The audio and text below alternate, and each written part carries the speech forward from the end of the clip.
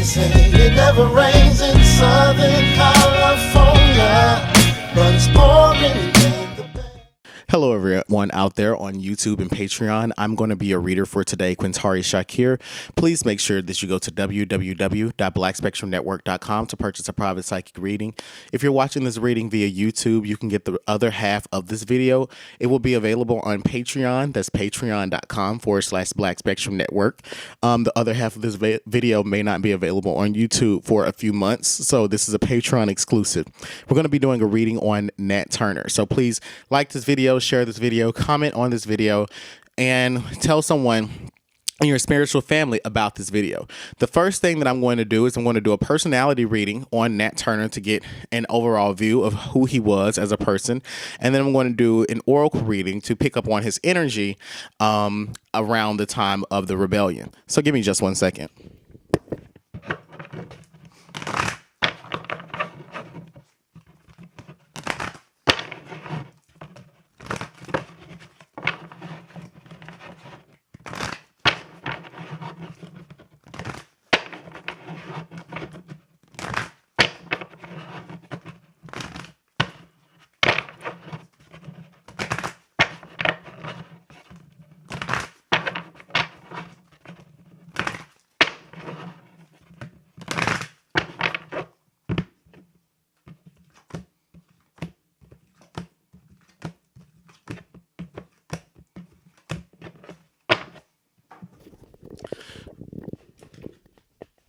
Okay, so the cards that I get for Nat Turner. Okay, so the cards that I get for Nat Turner. The first card that I get is the Avenger card, and I get the Avenger card because this is saying that Nat Turner felt that he had a purpose in trying to restore balance, or he was trying to balance the scales of justice between African Americans or African slaves and white people, and he felt that he was doing a very righteous or courageous act on behalf of society, as well, as you can see as being represented in this card. It also speaks about this. One of the shadow attributes of this card, it says you will resort to violence in the name of a cause. That's one of the shadow attributes about about this particular card. But when we're talking about Nat Turner in the context of this rebellion, we know that he resorted to violence in the name of a cause, which was the freedom of Black and African people. I'm very much hearing that the spirit. I'm very much hearing that he was a student of African oral traditions even during that time, so he was incredibly knowledgeable about ancestral worship and the power of magic.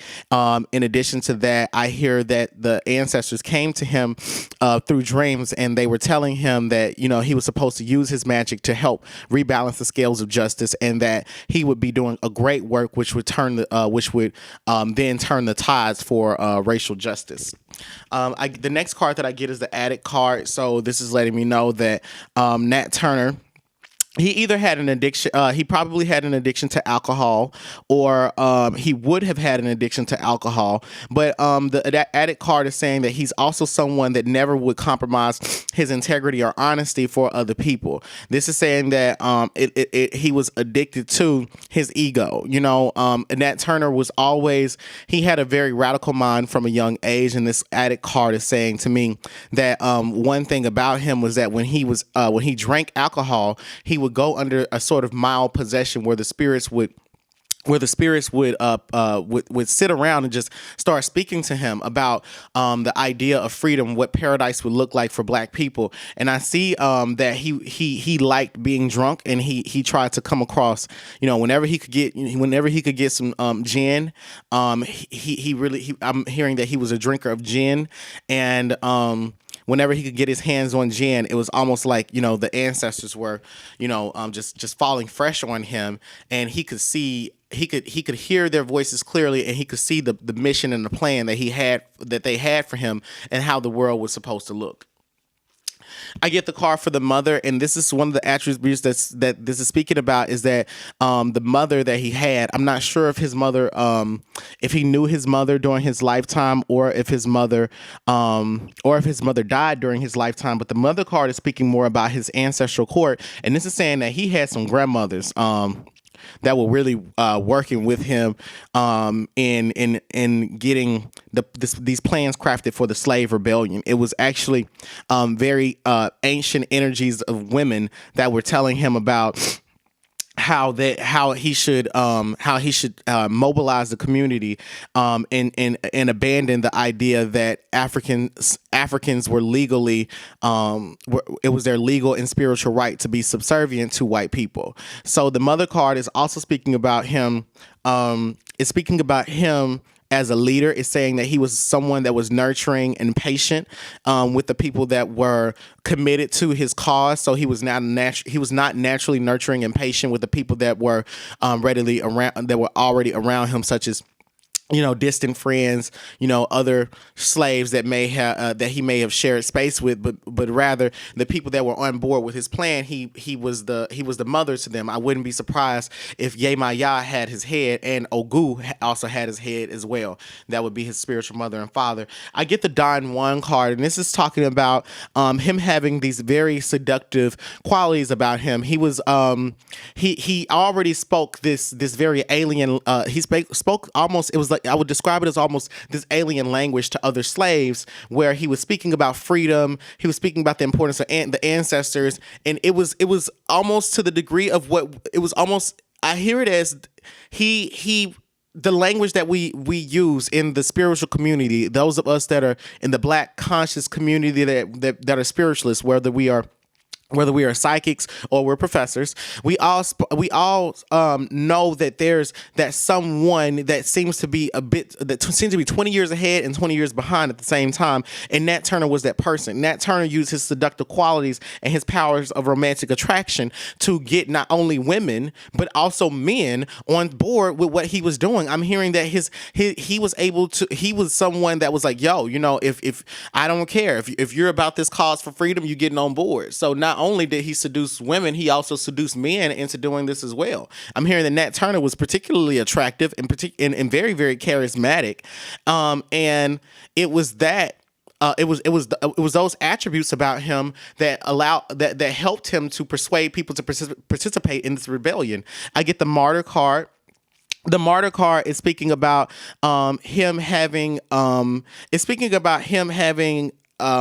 just in his nature, fundamentally at the core of who he is, he's a rebellious person. So the martyr is saying that he's going to transcend nature. In addition to that, is saying that he's going to preach a platform where people feel they feel pity for him, and because of that, they want to step in and help him. So the ways in which he was able to acquire influence over these different slaves these enslaved people was that he was preaching to them. Okay, he was preaching to them, and he was preaching to them about things that a grandfather, I would say the equivalent to a Baba or the equivalent to this great patriarch was teaching him. This patriarch was teaching him about the power of masculinity, the power in violence, the power in melanin, and especially I'm hearing that he was telling them that there were these magical elements in melanin that would allow for the spirits to fall fresh on them, and they would have very successful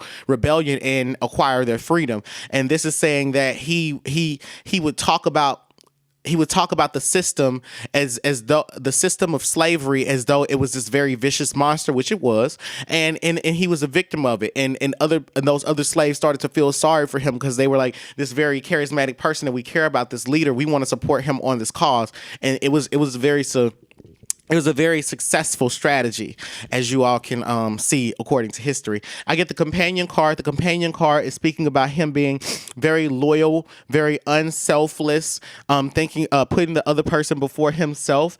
It's also saying that he can, sometimes use the confidence of others to betray them, or sometimes he can manipulate their selflessness for his own good and cause their identity to and radicalize their identity. They can become someone they wouldn't normally be.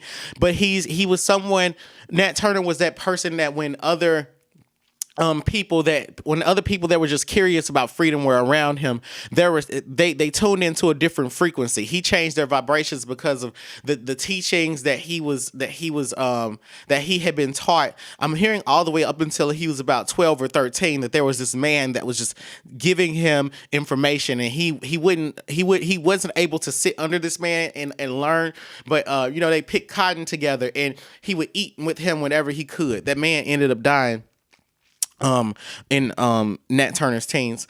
I get the detective card. The detective card is speaking about Nat Turner using his powers of observation and intuition to interrogate the powers of the Bible, and he tried to study the idea of God, the idea of Jesus, and he was also, I hear that his ancestors, because he was in Virginia, it is leading me to believe that his ancestors were from the land of Haiti, and his ancestors. It was because of it was. It's crazy because the slave revolution and Nat Turner's revolution is really 40 years after the Haitian Revolution. 40 years, like 40 years to the not to the day but to the month. But the detective card is speaking more so about Nat Turner having this deep desire to seek the truth about the truth. Where are African people? Where is their position in society? And I hear that he had a hierarchical understanding of what freedom of what society should look like. So he wanted to invert the power relations between Africans and white people. He felt that melanin actually made them superior, and because he desired to seek that truth, I hear that the ancestors were giving him information that was not so much validating the belief that melanin was the reason that Africans were. It was the reason that African power was being suppressed.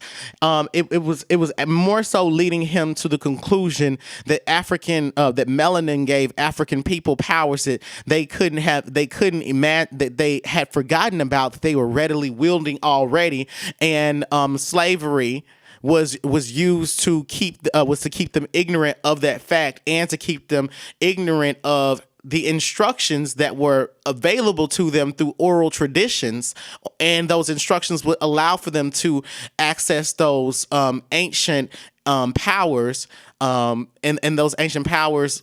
And I know I'm going on about this, but it's essentially saying that these ancient powers could fall fresh on Black souls, and hey, look at the Nat Turner slave rebellion. It was successful, just as the revolution in Haiti was as well, because of the pacts that were being made. So that's what I get from Nat Turner and his personality. And now I'm about to do a reading on Nat Turner's energy that let's say 48 hours before the beginning of the revolution.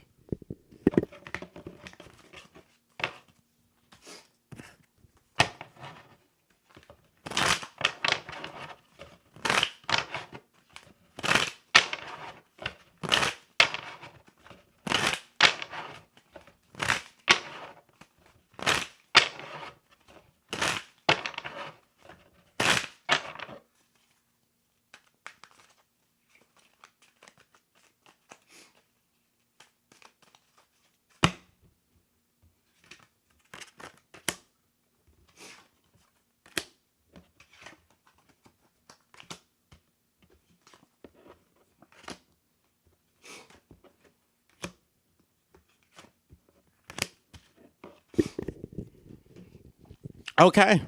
All right. This is talking exactly. It's talking about this. I mean, it's 48 hours up to the point. Okay. So I get the card for buried treasure. The card for buried treasure is talking about an opportunity that's hiding beneath a piles of trouble and chaos. So this is saying that Nat Turner had been plotting and planning this particular revolution for weeks at a time, months at a time, and I'm hearing that 48 hours before he was ready. I'm also hearing that there was a love-struck woman that was close to him, that was very important to helping him get this organized and executed. I get the recycle card. So this is talking about the challenger obstacle is altering or adapting to a person or a situation that cannot be changed, which is obvious. It would be talking about slavery. At that time, it was a situation that just couldn't be changed unless through brutal force. The card for lust is talking about an intense yearning for something that's designated for you that's out of your price range, and that was specifically talking about their freedom. And it was also talking about an intense desire to possess a gift, a material item, or a skill. So this to me is speaking about the right to bear arms, and also the right to read. It's essentially the things that Nat Turner was fighting for. White legislators had legally had made it illegal for freed blacks to acquire. I get the sex and intimacy card. So this was talking about this relationship with this woman that was helping him. It was a sexual relationship that did not rise to romance or emotional commitment. I hear that Nat Turner and this woman had great sex with one another, and in them having sex with one another, they were really, it was a form of sex magic, and they were trying to make each other more powerful. And in addition to that, I hear that he was trying to invoke certain sexual spirits as well that night. So the cemetery gate is over. Nat Turner, the cemetery gate card, is speaking about him having thoughts about the gates of hell being open because of ancestral disrespect and thoughts of harm, violence, and ill will. So this is saying that he felt very strongly, and his ancestors were telling him that white slave owners were disrespecting African spirits. Those African spirits said it was time to collect. So the Cow Fu card is talking about a hex or psychic attack. It's also talking about opening the gates of hell on people's life and the hauntings or spiritual infestations. This is saying that Nat Turner's slave rebellion was a physical representation of not demonic, but it was a spiritual representation of spiritual possession, and it was and the reason I'm going to say demonic was basically it was the resistance to demonic, to a demonic system. And it was a resistance to a system put in place by people that were working with demonic spirits. So with that being said, the haunting or the spiritual infestation means that that Nat Turner allowed for these very ancient astral deities to roam free in their spiritual bodies, and they just went to town. Okay, so with that being said, I'm going to now do a bone reading, and I'm going to see what Nat Turner's ancestors have to say about this revolution overall. Hold on just one second.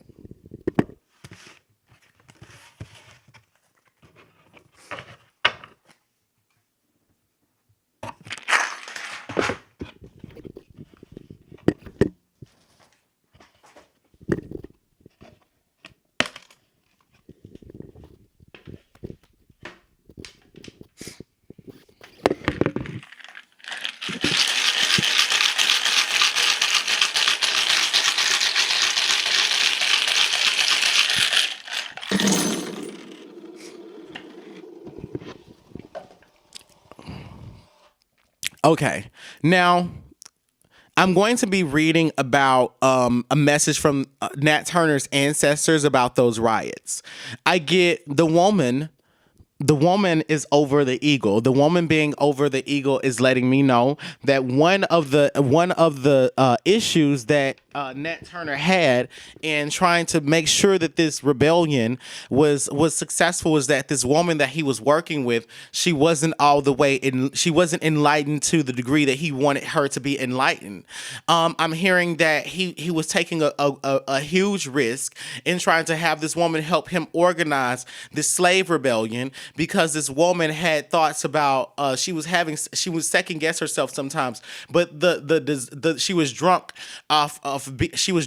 in love off of Nat Turner. So she was just a down ass chick like Charlie Baltimore, and she was like, yo, you know what, I'm gonna be down for my man. So this, with the woman being over the phoenix, is the woman being over the eagle, is saying that she was still very much in the middle of her spiritual development. There was more growing she had to do, but she was still very useful to this rebellion. Now I get a penny, and I get a penny over the elephant. The penny being over the elephant was it saying that, you know, there was a little bit of value. There was just a little bit of value in in the way that this rebellion was the impact of this rebellion. It's essentially saying that the rebellion had a more symbolic impact overall to white people. It sent a symbolic message to them that African people were now becoming more conscious and ready to quote unquote buck the system. So with that being said, it didn't strike a lot of fear in white legislators, but it did have them very concerned, and it's because white legislators had already were ruling the United States with an iron fist at that time. So with that being said, white fear wasn't all the way diminished by the impact of this rebellion.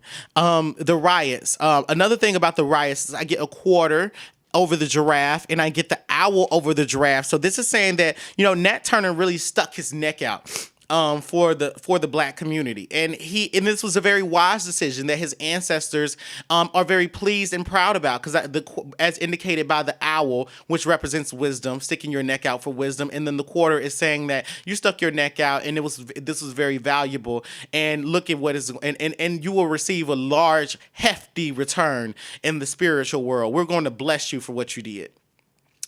I get the power token. The power token is over the and the turtle are over the moth. This would indicate to me, this is saying that, there were, these deaths, the deaths of the enemies of Nat Turner were incredibly significant to making these ancient deities more powerful. So you can think of these deaths as very necessary sacrifices for the collective consciousness of African ancestors. These sacrifices were required so that they could, on a global scale, start all these other revolutions that other Africans would learn about. They started to learn about these revolutions through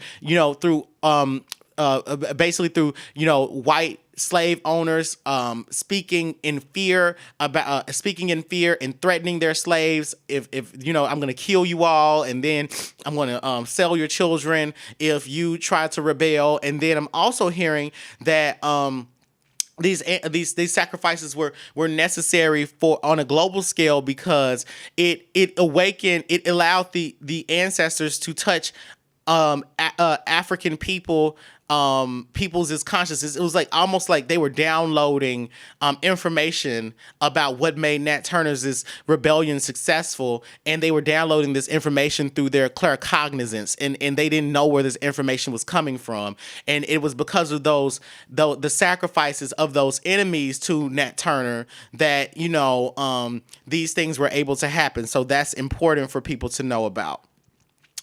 I get the probability of luck over the parrot. So the ancestors are saying that there was a very low probability that Nat Turner was not prepared for this revolution. He was incredibly prepared for this revolution. The ancestors are coming through and saying he was readily stealing gunpowder. The only thing that he didn't make was Molotov cocktails, and he wasn't ready to, he wasn't adequately prepared to throw off the bloodhounds. He should have been putting down trails of poison so that those bloodhounds could have sniffed it and they would have died upon trying to chase him and follow him. But his ancestors are saying that there was a very low probability that he wasn't prepared to handle the repercussions of the slave rebellion, as indicated by the probability of luck being over the parrot, and the parrot representing long-term preparation and you taking advice from the ancestors on how to prepare. Now, I get a lot over the Adam and Eve. So this is speaking again about that relationship that he had with this woman. I get the courage token. I get the witch token face down over Adam and Eve. I get the ring, the wedding ring. I get the meditation, which is an Aborigine shell, and it's the Aborigine shell. Whoops, the Aborigine shell is over my simplify token. So this is a lot of information here, and I'm going to dissect this for you guys. Okay, so the courage token being over Adam and Eve is saying that obviously the woman that he was dealing with became more courageous because of the relationship they had. The sex, I also feel that he and this woman woman were spiritually married to each other, and that sex ritual that they had bonded them in the afterlife. I get the Aborigine shell over the complex simplicity shell. This is saying that it was very simple. These two people, they meditated together. They spent time talking to one another about creative ways to rebel, creative ways to kill their enemies, creative ways to pass down this information about killing their enemies, and other creative ways to pass this information laterally to other living slaves, so that they could be inspired to replicate and reproduce the outcome that this rebellion did. So with that being said, the witch token being face down over Adam and Eve is letting me know that indeed Nat Turner was a mystic, and he did practice either some form of voodoo, or he practiced Ifa. And it's obvious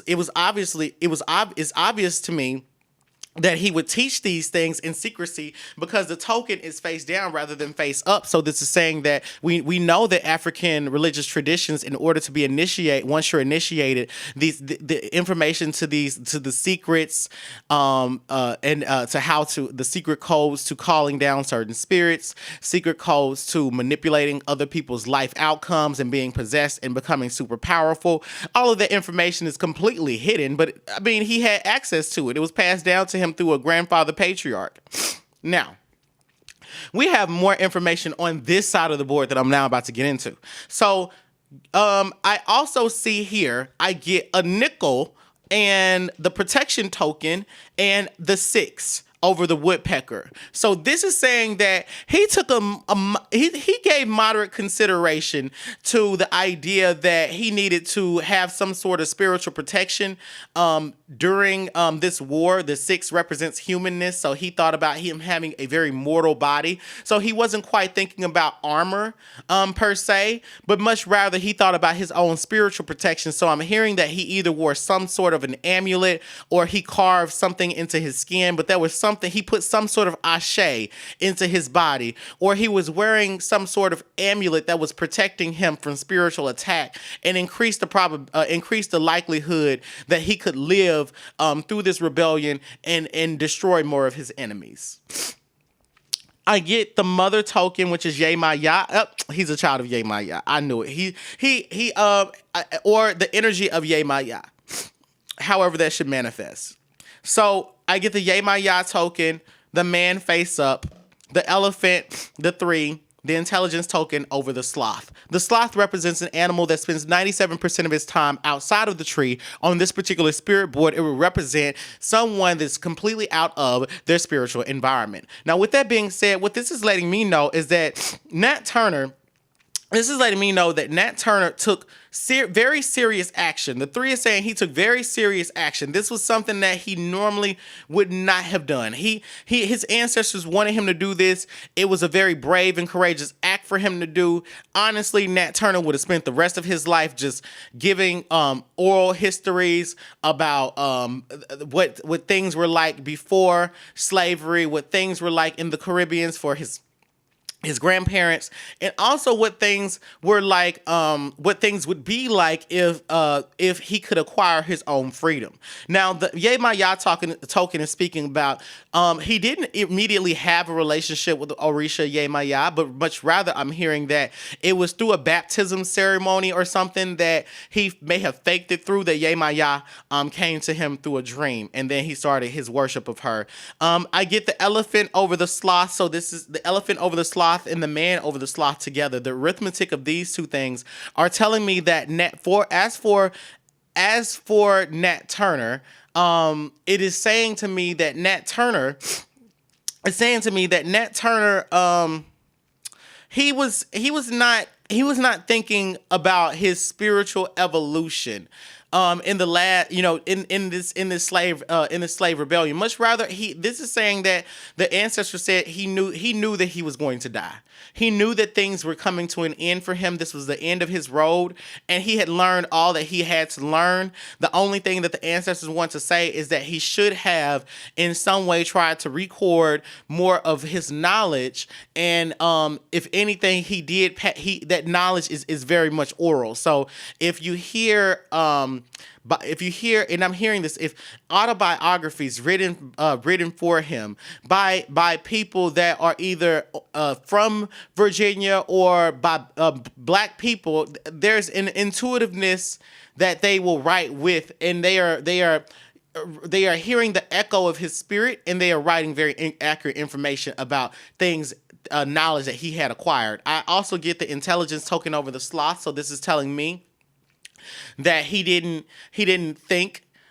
He wasn't quite thinking when he did this. This was something that he just said, you know what, I'm going to allow, again, he allowed the spirit to possess him. And at that time when the spirit possessed him, his mind was no longer present. So he wasn't thinking about who he was killing. It was like, if you're a child, you're dead and you're my enemy because you're going to be raised to be my enemy and you're already programmed to be my enemy. So you're dead. So that was what he was thinking. I'm just keeping it honest. I get the romance token over the unicorn. So this is saying to me that, he fell in love with his ancestral DNA.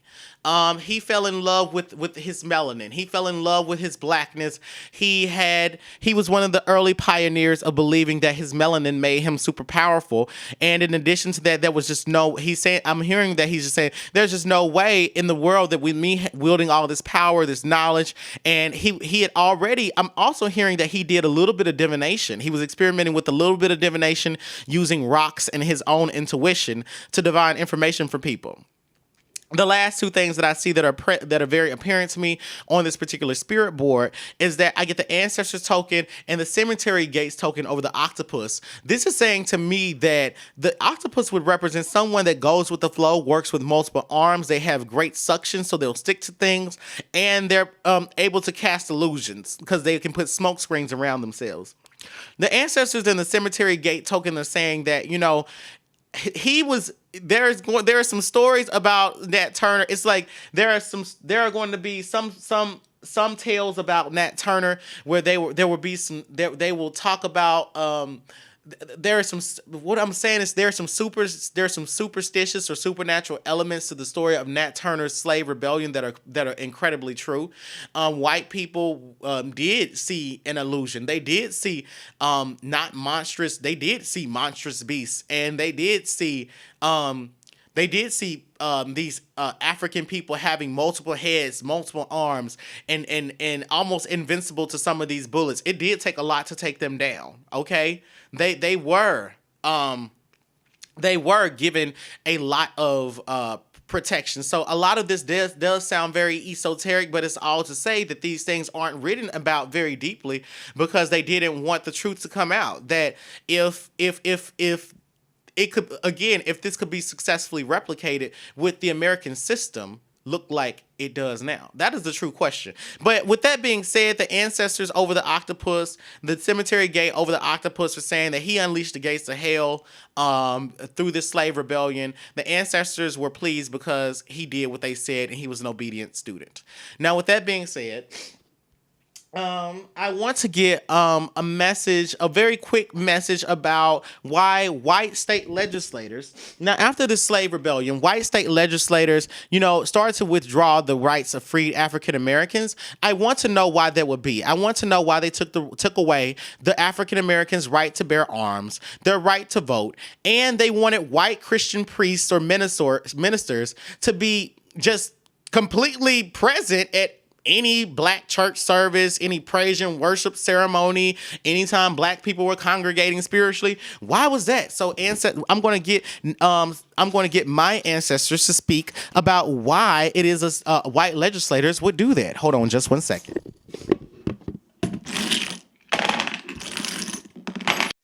Long time, but I still got love for you, and that won't ever change. San Jose, they say It never rains in Southern California, but it's pouring in the Bay. San Jose, girl, I know we tried to tell ourselves those lies.